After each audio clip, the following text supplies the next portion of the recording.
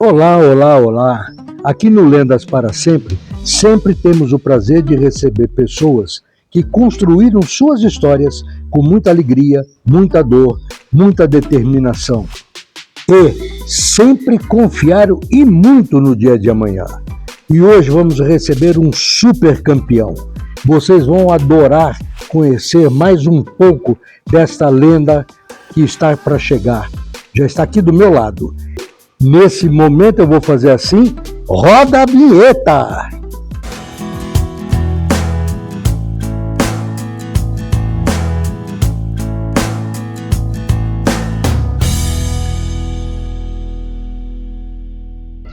Fernando, muito obrigado por estar aqui.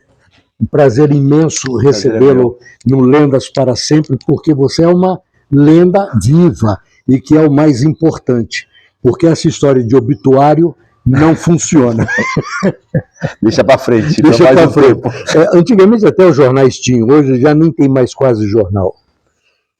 Você já foi várias vezes entrevistado, já assistia várias das entrevistas, e sempre com muito humor, muito bacana. E eu queria conversar de alguns tópicos, muito mais da vida do que a sua carreira, porque a sua carreira é altamente vencedora, mas tem algumas coisas na particularidade da vida que eu queria que você contasse como é que foi que aconteceu e a reação. Perfeito. Você conta que o seu pai, em função de uma raquete quebrada, que você batia a bola com a sua irmã, qual foi a atitude dele e o que aconteceu com essa raquete? Meu pai era um cara extremamente doce, mas muito duro. Ele usava muito a expressão da meritocracia. Sim. Né? Bem colocado, né? Ele brincava com a gente que falava assim: se você for um bom filho, se você fizer as coisas certas, você vai ter tudo. Se você for mal, você não vai ter nada, não vou te dar nada. E eu convivia muito com essa realidade. Eu era um menino muito explosivo quando era moleque. Eu era muito tímido, por incrível que pareça. Eu olho pro meu filho hoje, de 15 anos, o Gael, e às vezes a Carol fala: pô, mas ele é muito tímido. Eu me vejo no meu filho, na timidez, no botar o cabelo para frente, né? Eu também tinha o cabelo meio e me esconder no cabelo. E a quadra era o lugar onde eu me transformava, né? Virava um leão, eu brigava. A nossa história é muito dura, né? De ter vindo da Argentina para o Brasil, muitas pessoas apontando o dedo, aquela rivalidade boba. Então, eu era um cara que e a quadra só que eu não gostava de perder. E eu tinha uma irmã, 4 anos mais velha que eu, que jogava também, que jogava melhor que eu, e eu não aceitava perder para ela.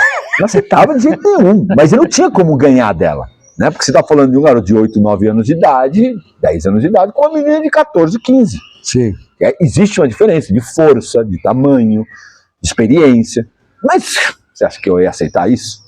E aí, num desses brincadeiras que a gente fazia, jogando no paredão, vou lá dar uma raquetada quero dar uma raquetada na lona, no lugar onde podia dar, e eu acertei o cano. E a raquete, na época de metal, ela ficou... Empenou.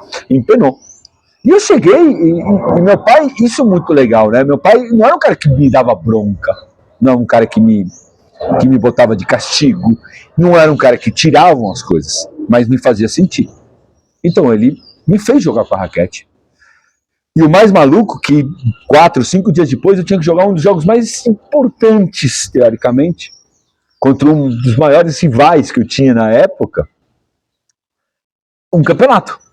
E ele me fez jogar com a raquete de não dava jogo. Que não dava para jogar. E ele me fez pagar isso. Ter a vergonha de entrar numa quadra com a raquete assim.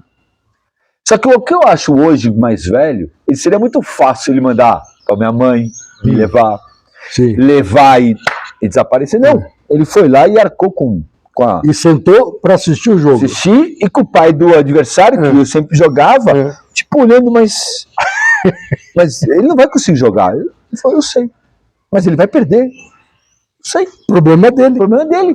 E eu perdi. E aprendi. Então foi muito legal. O ensinamento, meu pai vivia de analogias. Sim. E ele ensinava via analogias, ensinava por exemplos. Então isso é muito legal. E você faz assim também com o seu casal de filhos? Exatamente. Exatamente. É o conceito aprendido de vida, né? Que a gente replica quando ele é positivo. Total. Meu pai era muito presente, e isso é o que eu tento fazer. E você comenta sempre que você vive num processo, porque você está sempre se recriando, ok? E uma das coisas que deve ter te chocado e te ensinado foi um momento também de palhaçada, quando você ganha o segundo lugar no Banana Bowl, ou Orange? Não, no Banana. Banana. É porque o Orange você é campeão. Sim. Tá 2 anos depois. Sim. E que você e o seu adversário trocaram as taças. Sim. Um deu pro outro. Sim.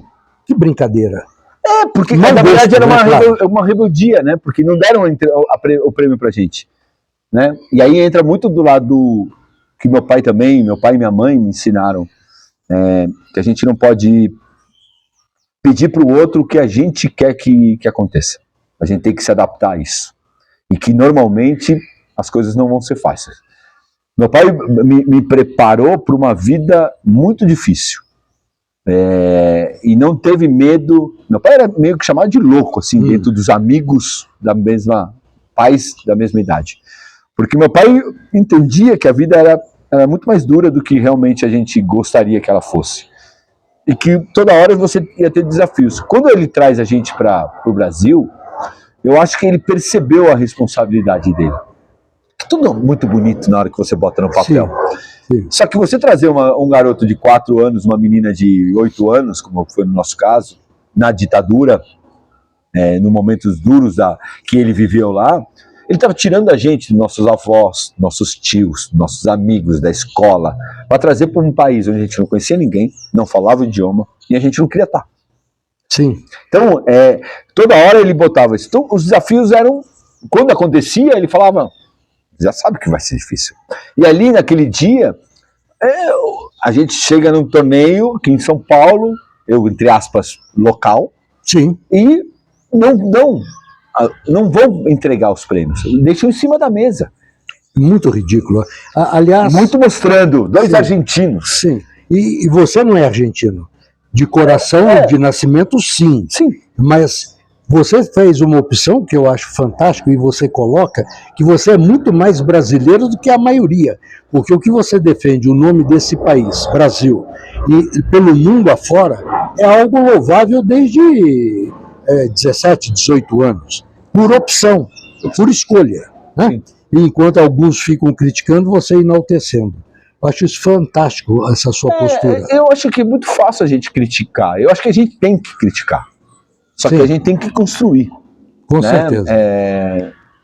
Eu acho que a primeira coisa que você tem que fazer tem uma propaganda, muitos anos atrás, eu vi uma propaganda que ela me identificou muito. Que eram 2 brasileiros e 2 argentinos conversando num bar.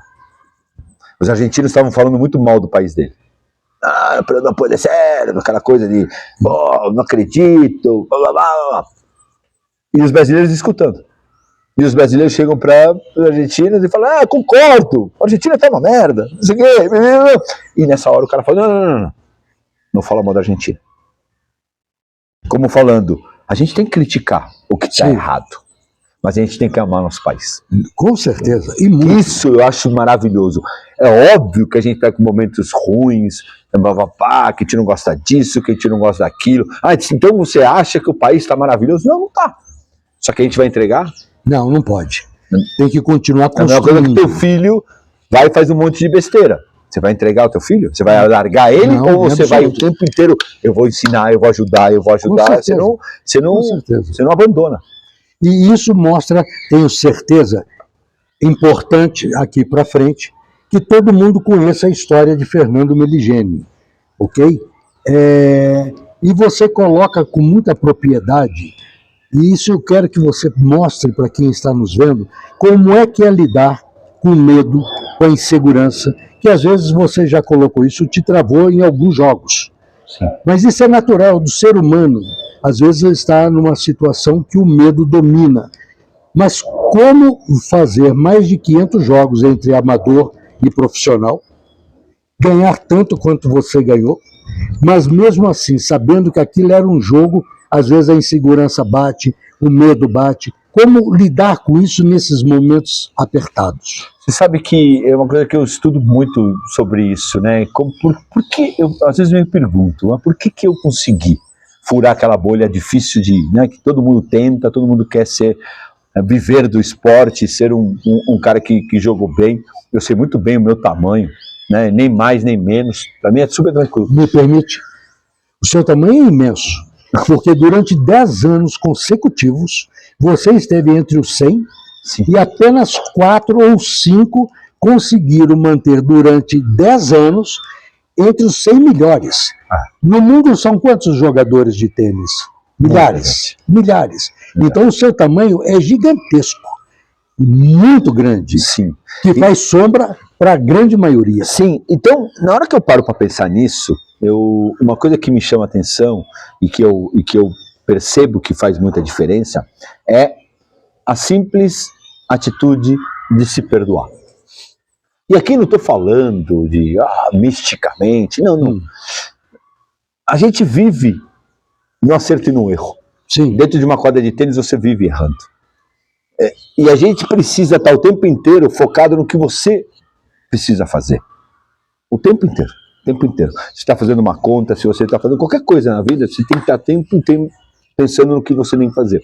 Só que o tempo inteiro você erra. Você comete pequenos erros, grandes erros, erros inaceitáveis. Só que você precisa continuar. Sim. Quando você começou falando no começo, no comecinho, você falou de processo. Você é uma pessoa muito do processo. E é realmente, toda a vida, você entrevistar uma pessoa, você fazer uma faculdade, você ser um empresário, é um processo. Que ele vai ter momentos muito bons, muito ruins, de querer desistir, de se achar o tal, de se achar mais ou menos, de tudo. Só que no meio disso tudo, você precisa se perdoar e você precisa entender que você vai errar. Isso dentro de uma partida, senão você não vira o jogo. E você já fez várias viradas. Porque a primeira reação do tenista, você joga, você erra e você se pune. É a primeira coisa que a tua cabeça fala. Então eu estou jogando com você, eu errei uma bola fácil, e a primeira reação é, você é um babaca, você é um lixo, você... Essa é a primeira reação de qualquer um, do número 1 do mundo ao 1 milhão do mundo. Todo mundo. A capacidade de reagir que é diferente. Capacidade de entender, pode se xingar, sim, pode se jogar para baixo, mas você precisa se jogar para cima de volta, sim, se perdoar. E aí onde conversando, você conversa com o Guga, você conversa com Nadal, aí você entende o quanto eles se permitem errar, quanto eles se permitem entender que faz parte do processo. E aí é onde você começa, porque eu sempre conto uma história que é muito do esporte e que ela é maravilhosa. O time feminino de vôlei na Olimpíada lá atrás, que fez 14-11 da Fernanda Venturini, todas as meninas contra a Rússia, teve 14 anos para ganhar a medalha de ouro. Elas perderam muito match point. Quando elas voltam para o Brasil, todas elas são taxadas como amarelonas. Ficaram 4 anos tomando porrada. O que aconteceu nos próximos 8 anos? Esse mesmo time, basicamente, 80% do mesmo time, ganharam 2 medalhas de ouro. Pois é, porque é processo. Porque é processo. Elas tinham que perder ali. Porque elas não tinham experiência, porque elas erraram nas escolhas. Só que a gente não pode rotular, porque todo mundo começa errando. Sim, e eu vi uma entrevista sua um dia desse, falando sobre a Bia Haddad, que ela também se cobra muito, e ela diz, eu me perco no jogo, eu tomo 2 pontos, e aí eu não reajo à altura, mas vai aprendendo, porque lidar com os demônios é o que é o difícil, principalmente os nossos, porque os dos outros a gente dá uma raquetada e pronto. Sim, é muito difícil, aí tem muita dificuldade. 91 é uma marca bacana, é o seu primeiro... Tem em cima do Cássio Mota. Sim. Que torneio que foi? Foi no Guarujá. Guarujá. Guarujá. Eu era molecão ainda, o Cássio era um grandíssimo jogador. Na verdade, foi o começo do profissional. Foi o primeiro jogo onde eu começo a entender. Porque aquela coisa, você é juvenil, você joga bem, todo mundo fala que você é bom. Ah, Campeão. você é bom, você é bom. Você Melhor do mundo, você é bom, juvenil. você é bom, eu sou bom. Mas quando você vai começar a acreditar que você é bom? Né? Você é bom, você pode ir lá ainda. E aí, quando você ganha de um ícone, né? Um dos maiores tenistas do Brasil, da história, no Brasil, na quadra central, você vê que o cara sai desnorteado, sai bravo. Você fala, opa, peraí. Acho que as pessoas estão falando a verdade. Eu acho que eu jogo bem esse negócio. Então foi um grande momento dentro da minha carreira, jogando na frente do meu pai. Mas olha como é legal, né? Quando eu saio desse jogo, poucas vezes eu falei disso. Eu saio desse jogo, saí do tamanho, eu tinha 3,15 m. Aí meu pai olha, ficou me olhando. Aí eu, pai, veio do Cassumoto. Assim, e ele olha pra mim e fala assim, você sabe que amanhã você tem um outro jogo, né? Eu vou destruir. Jogo com o uruguaio, Diego Pérez. Pior do que o Cássio Mota. Então, pô, se eu ganhei 2 sets o Cássio. Aí ele falou, olhou pra minha cara e falou assim, amanhã você vai ser destruído. Como assim? Eu falei assim, sabe o pior? Você não vai perder dele. Você vai perder de você. E foi embora. Fiquei com aquilo na cabeça. Falei, desgraçado, tem um pai que torce contra. E na hora que eu tô festejando... Eu tô aqui achando que eu sou um champanhe. Que foi no outro dia. Eu perdi assim em 45 minutos. 6-2, 6-1. Eu não consegui jogar. Aí quando acaba o jogo, eu fui reclamar, obviamente, com o pai. Que filho? Teu filho reclama com você? Muito. Óbvio. Né? Não tanto quanto deveria, mas reclama. E aí eu falei, pô, pai, mas por que você fala um negócio desse antes do jogo? Eu falei, para você entender que o jogo se ganha na quadra. Não importa se o cara é maior ou menor, se é melhor ou pior. Você tem que ir lá e fazer seu trabalho. Você perdeu o jogo no dia anterior, você não perdeu nem o jogo no dia. Você tinha perdido ontem. E aconteceu o que eu te falei. Eu ainda te avisei. E você mesmo assim não conseguiu reverter a tua cabeça. Mas durante o jogo você ficava lembrando dele? É óbvio. E cada vez que você lembrava... Eu odiava ele. Cheguei até a achar que ele era o culpado, obviamente. Mas foi um grande aprendizado. Mas foi um grande aprendizado. De você falar, olha como a gente é muito além do jogo. Né? Tanto assim que 2 anos depois, se eu não me engano, na França, no Roland Garros, você vira gênio, meligênio. Petit gênio. Então, são ciclos, né? A cada jogo, a cada ano, a cada torneio, eu acho ciclo que começa e termina. Sempre que me perguntam qual foi a tua maior virtude dentro da tua carreira, e as pessoas esperam da minha resposta não, porque minha direita, porque minha esquerda, não sei quanto. Eu acho que minha grande virtude foi aprender rápido. Não errar. Por exemplo, para 93, eu contei isso na semana passada, eu não queria jogar Roland Garros, esse campeonato. E eu te liguei para o meu treinador falando que eu não queria jogar. Eu queria jogar outro campeonato no lugar. E eu tomei uma bronca. Só que a decisão era minha. E eu, na hora, tirei o protagonismo que o jogador tem e falei, o que você acha? Que é aquela coisa de perguntar para o pai, o que você acha? Como você me deu uma resposta convincente, eu falei, vou na tua. E eu fui na dele. E eu fiz 8ª de final. E eu era para jogar um campeonato menor. Então, eu acho que essa nova geração, diferente da nossa, da tua mais ainda, a gente acha que a gente sabe tudo. Sim. E a gente não percebe a essência do debate. A gente perdeu o poder do debate para depois decidir. Meus pais sempre falaram, você é um cara que escuta todo mundo, mas faz o que acha que tem que fazer. E eles sempre tiveram muita liberdade de falar. Por exemplo, eu tive um treinador 7 anos. Ele falava assim, você tem que mandar embora esse treinador.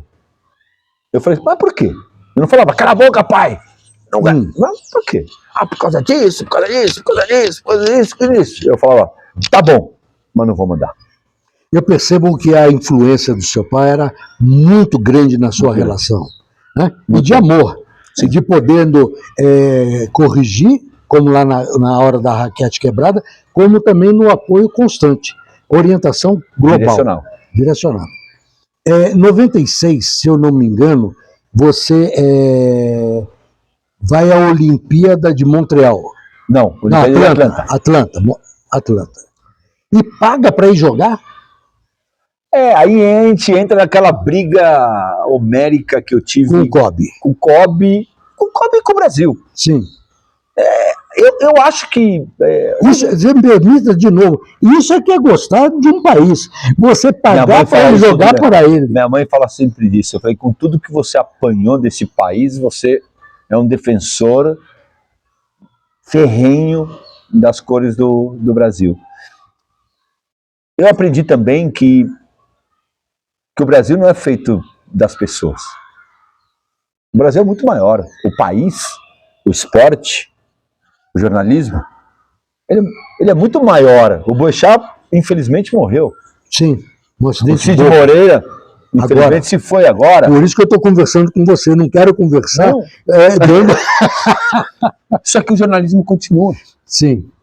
A gente teve tenistas maravilhosos que morreram também. Sim. E o tênis continua. A gente vai embora e o Brasil vai continuar. Eu só quero colocar para quem está nos vendo que ele não está falando de pessoas como um todo. São pessoas localizadas naquele momento dentro do Kobe. Sim. Então, quando eu brigo, quando eu decido, porque quando o Nussmann fala que eu não vou para a Olimpíada por uma questão dele, e até hoje não sei, nem quero saber, não pararia para conversar sobre isso com ele. Naquele momento eu poderia ter falado, beleza, abraço, não represento mais o país, volto para a Argentina. Sim. Só que eu consegui ver que era ele. Implicância. Era implicância, era alguma coisa, era o que você queira chamar, da palavra que você...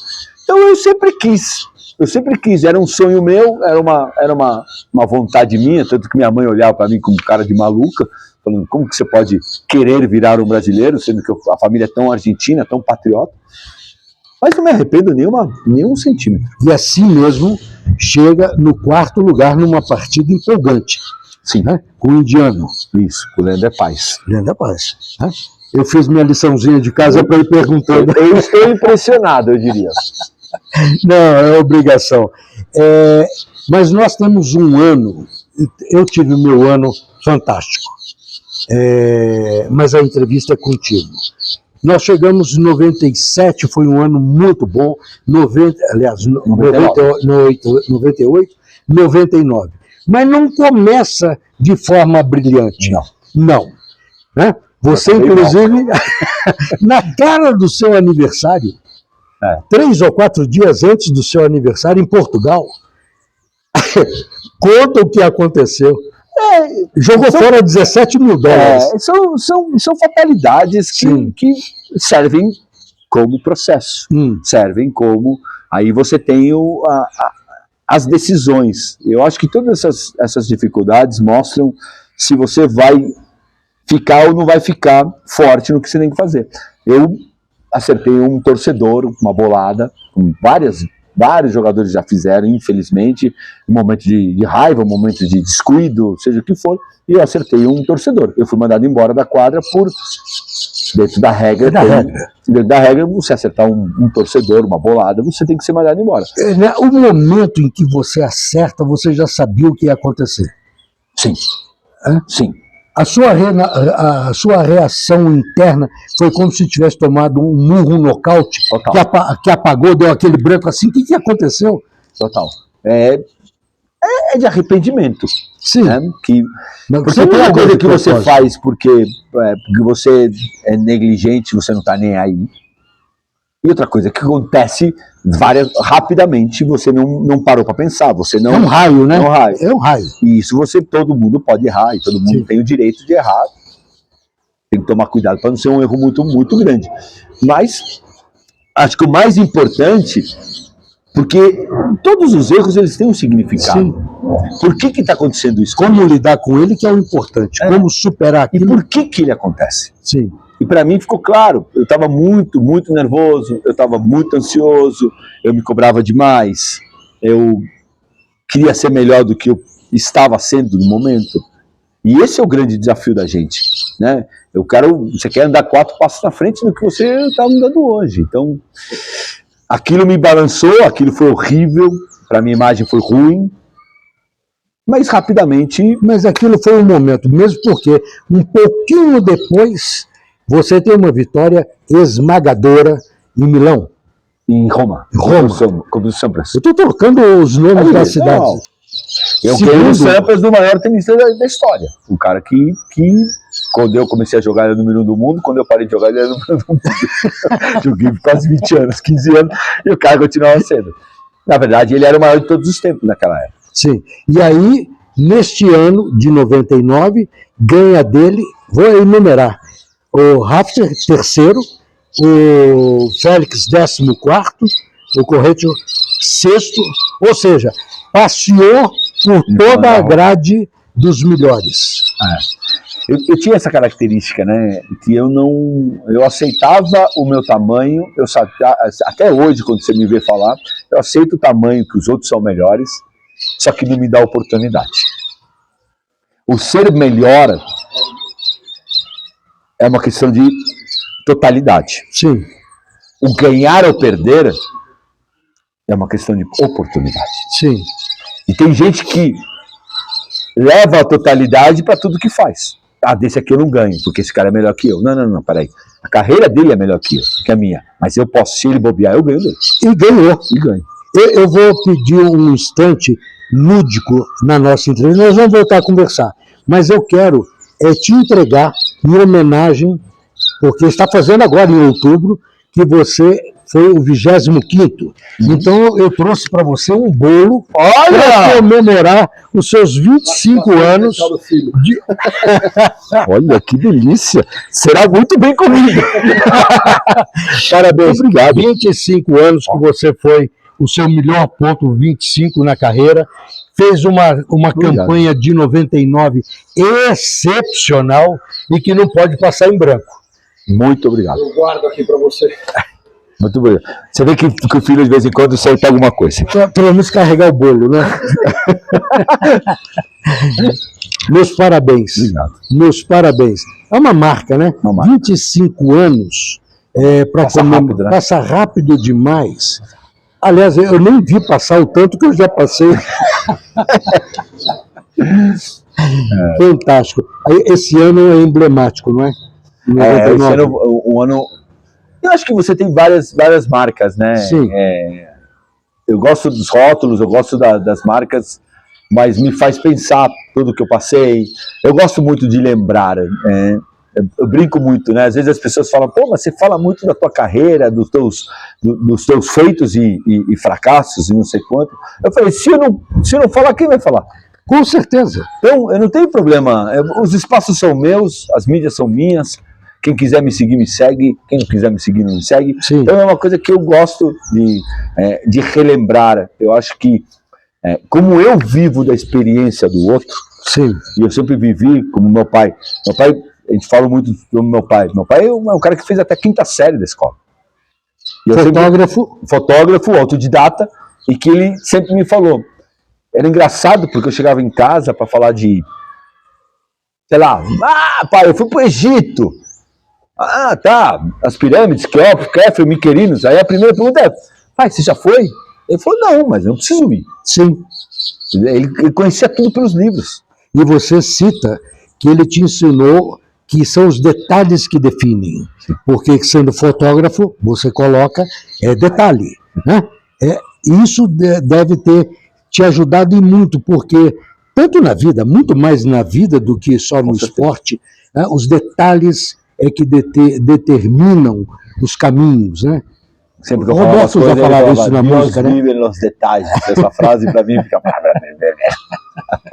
Fantástico. E no detalhe, você em 2003 ganha também de um ex-primeiro. do Marcelo Rios. Marcelo Rios.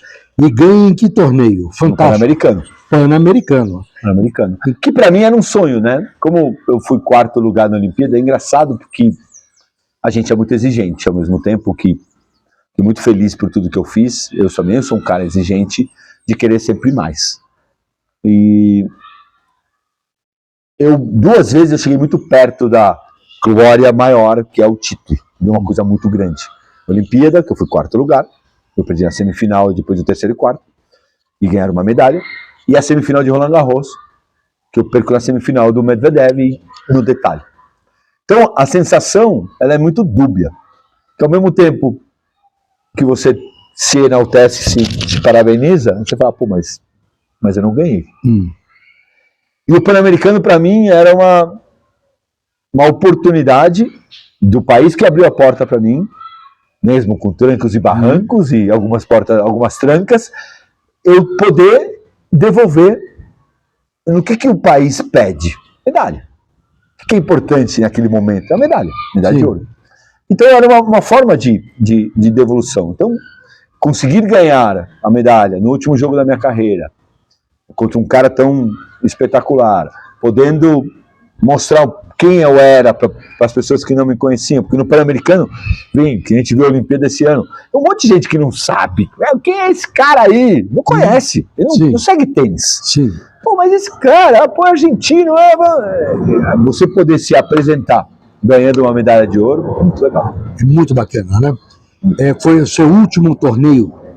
Último jogo profissional.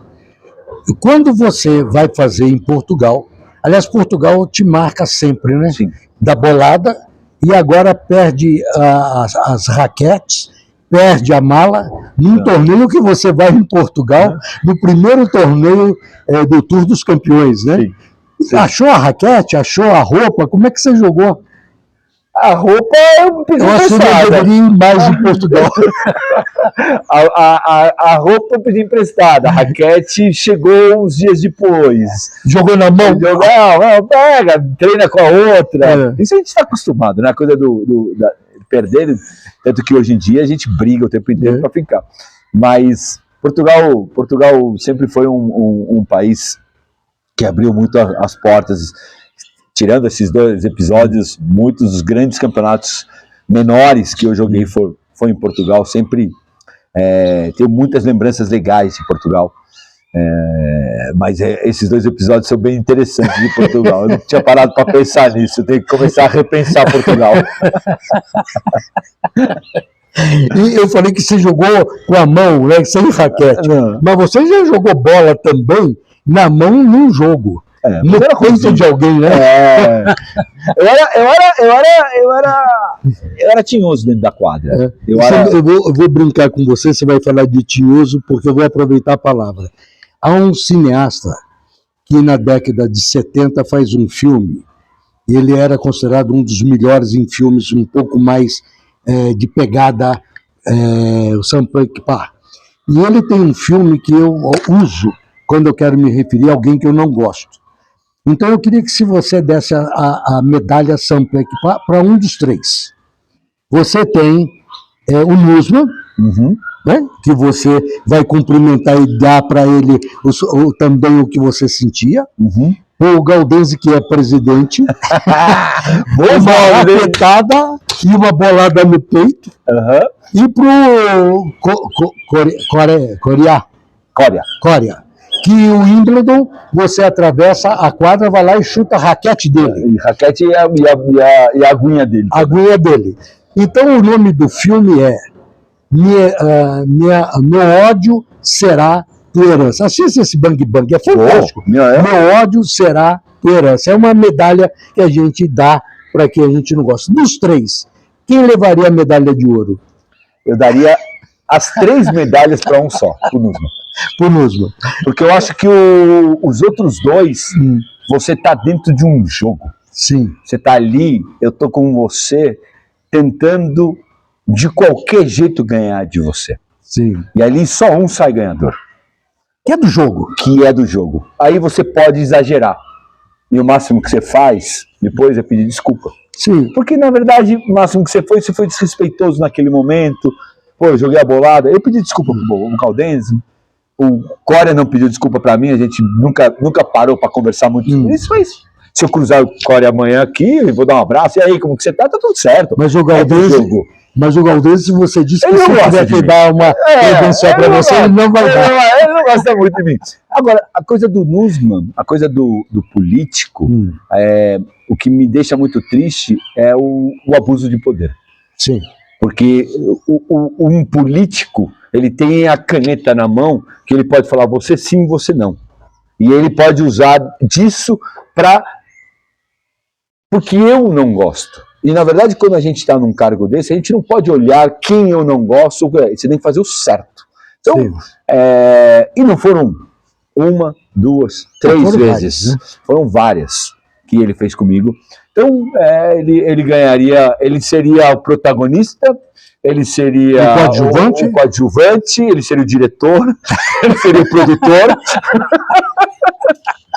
Então essa é a medalha máxima. Meu ódio será tua herança, vai para ele e nas três categorias. Assim, mas você tem que perdoar. Desculpa, a quem você tem que perdoar? Perdoar é divino, mas a raiva é muito boa. Deus vai ter que perdoar pessoas que me fazem mal. Fantástico. Você fala também que quando você foi num jogo, acho que da tua sobrinha, você teve uma dificuldade de ingresso. Sim. Sim. Eu quero falar não da dificuldade do ingresso, mas um outro assunto referente a isso. É quando a gente se torna invisível, que parece que a gente não está naquele lugar, que não é percebido, não é visto. Como é ser invisível, sendo tanta visibilidade que você tem? É triste. A única coisa que eu posso falar é triste, porque você se sente descartável. E acho que uma das coisas mais tristes que você pode sentir é se descartável. Para mim, me dói mais, porque eu aprendi em casa que você não pode...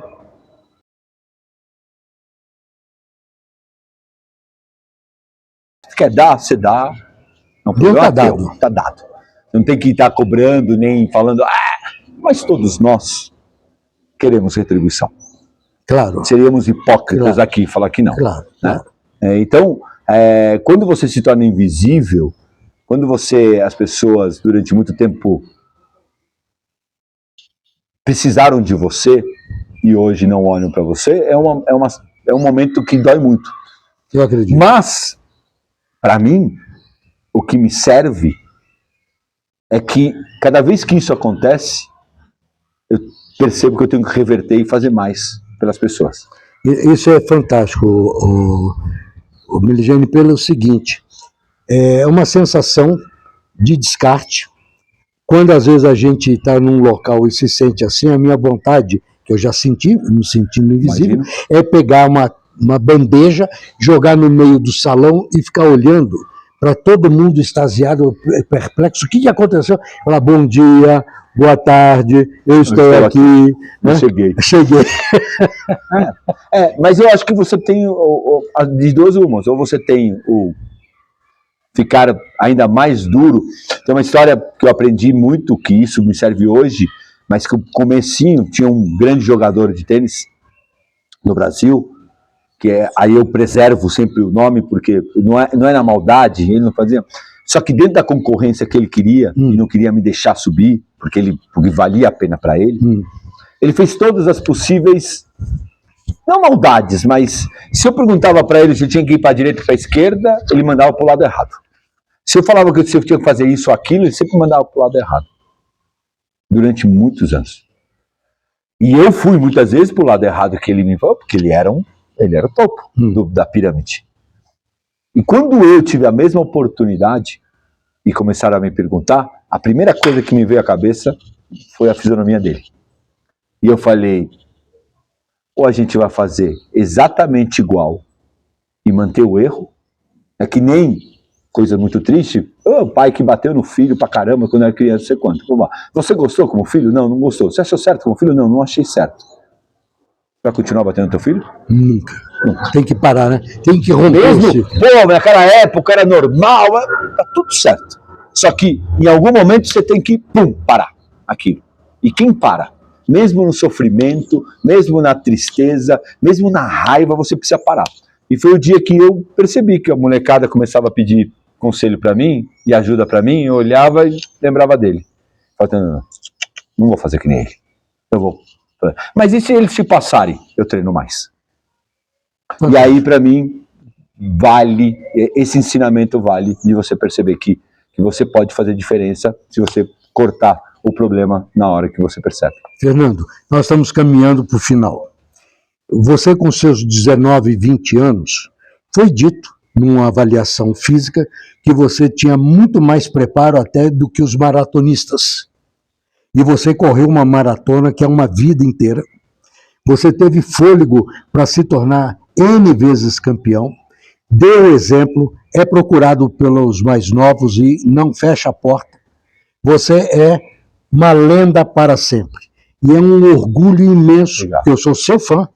Eu tenho conversado com algumas pessoas que me deixam extasiado e eu saio daqui muito feliz, principalmente por ver você com a sua relação que você estou com seus filhos, com seu pai, com a sua esposa. Eu só posso lhe dizer, meu muito obrigado. E se você quiser levar o bolo para comer em casa, está liberado. Eu que te agradeço. Meu muito obrigado. Obrigado. Foi bom estar aqui contigo. Muito obrigado. Obrigado pelo carinho, parabéns pela entrevista. Deveria ter começado antes, hein? Ia dar um pau em todos esses jornalistas aí. Muito obrigado. Espero que tenha gostado mesmo. Muito obrigadão. Eu que agradeço. Foi